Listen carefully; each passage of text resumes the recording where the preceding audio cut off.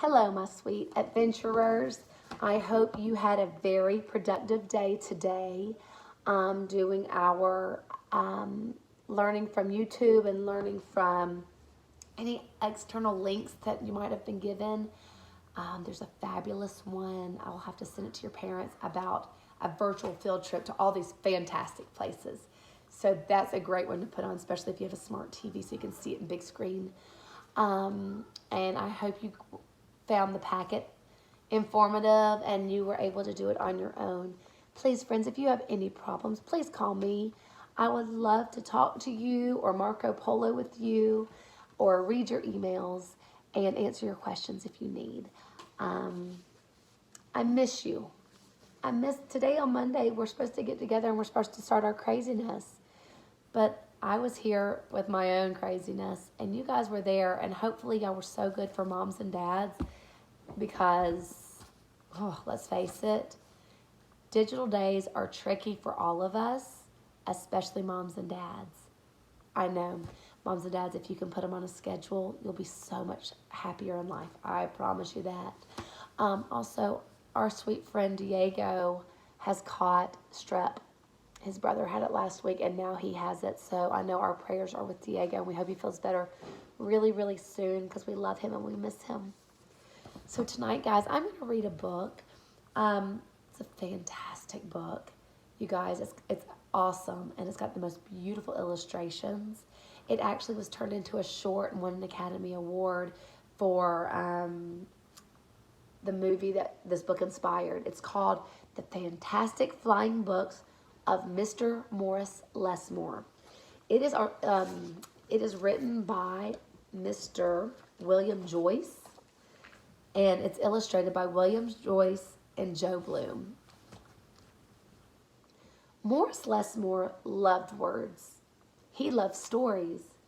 He loved books. His life was a book of his own writing, one orderly page after another. He would open it every morning and write the joys and sorrows of all that he knew and everything he'd hoped for. Look at those illustrations. They get even better. But every story has its upsets. One day the sky darkened, the winds blew and blew.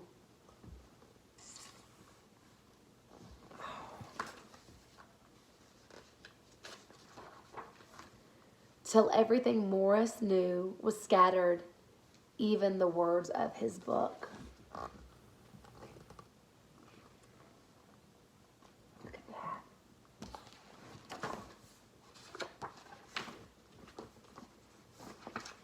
He didn't know what to do or which way to go, so he began to wander and wander.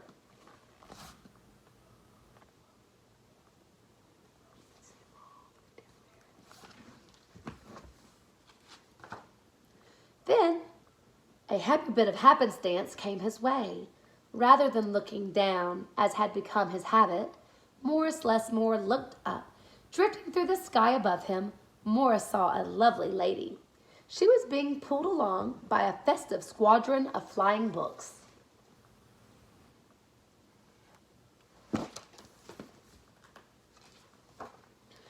Morris wondered if his book could fly, but it couldn't.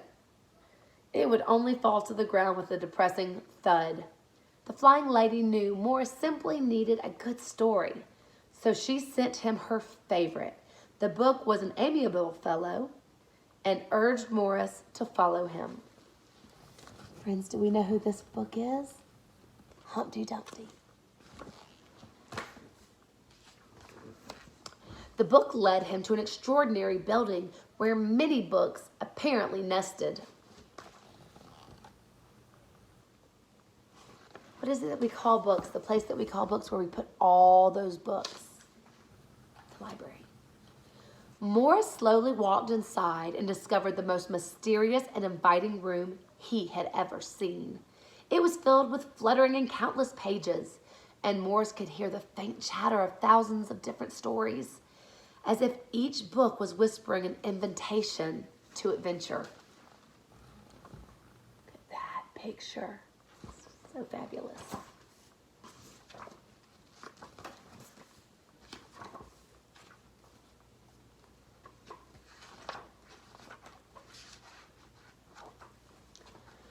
Then his new friend flew up to him and landed on his arm. It held itself open, as if hoping to be read. The room rustled to life. And so Morse's life among the books began.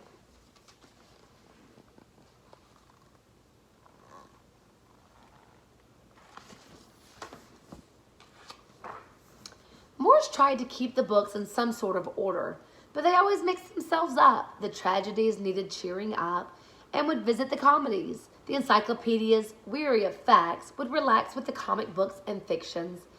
All in all, it was an agreeable jumble. Morse found great satisfaction in caring for the books, gently fixing those with fragile bindings and unfolding the dog-eared pages of others.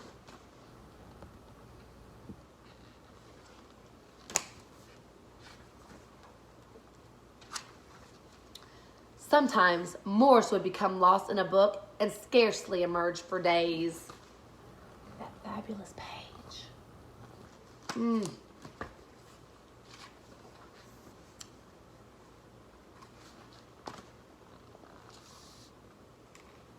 So fabulous. Noah, I can only imagine what you're saying about this book. I can only imagine. Morse liked to share the books with others. Sometimes it was a favorite that everyone loved, and other times he found a lonely little volume whose tale was seldom told. Everyone's story matters, said Morris. All the books agreed.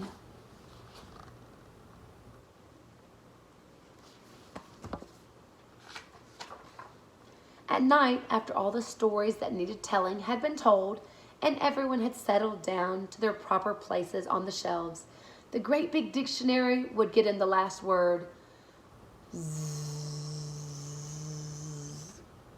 It was then that Morse Lessmore would once again write in his own book. He wrote of the joys and sorrows, of all that he knew and everything he'd hoped for.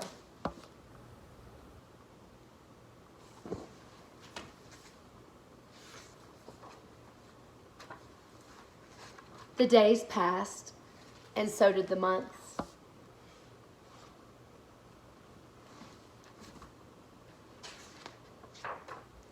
And then the years and years.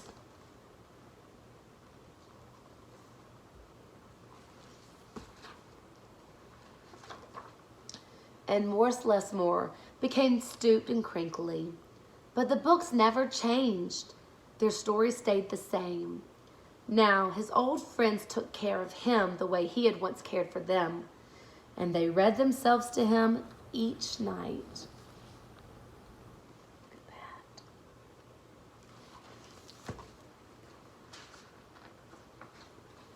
Then one day, he filled the last page in his book.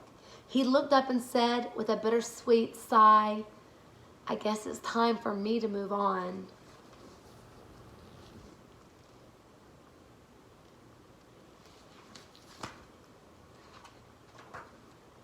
The books were sorry, but they understood. Morse put on his hat and took his cane. As he went to the door, he turned and smiled and waved goodbye. "I'll carry you all right here," he said, and pointed to his heart.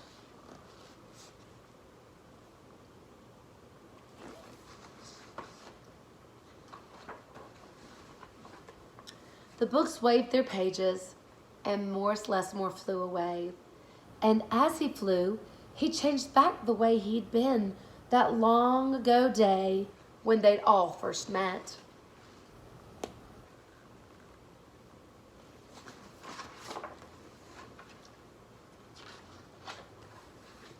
The books were quiet for a while. Then they noticed that Morse Lessmore had left something behind. "It's his book," said the oldest friend. Inside was Morris's story, all of his joys and sorrows, and all that he knew, and everything he had hoped for.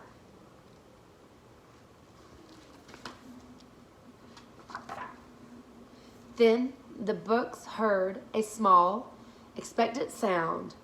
There in the doorway was a little girl. She looked around with wonder.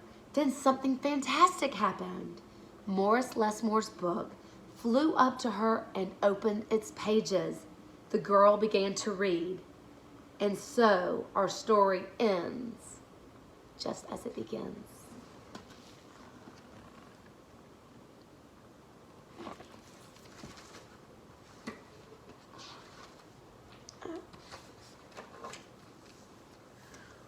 With the opening of a book.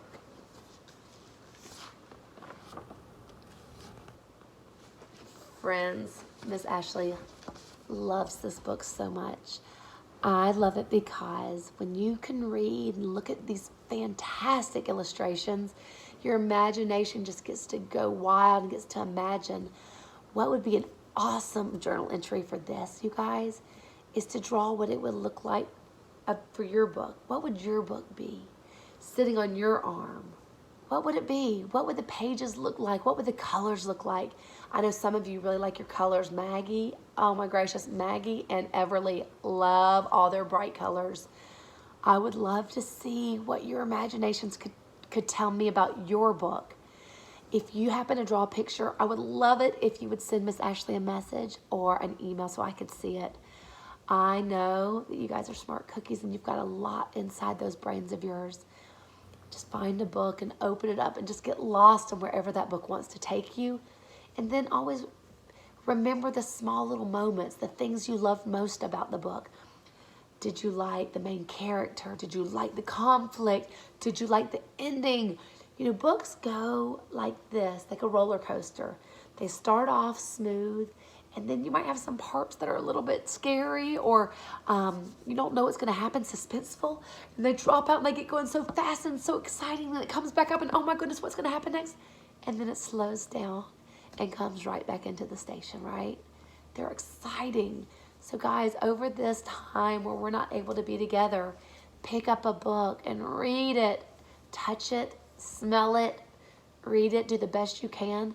Remember, you can look at the pictures and create your own words. That's okay. Now, if mom and dad want to read to you, that's awesome too. And if you want to read your readers, that's awesome. But it's also really, really wonderful to open up a new book and just get lost in the pages. I hope y'all have a fabulous Monday evening, and I will see you all bright and early tomorrow. Mwah. I love you, my sweet adventurers. Good night.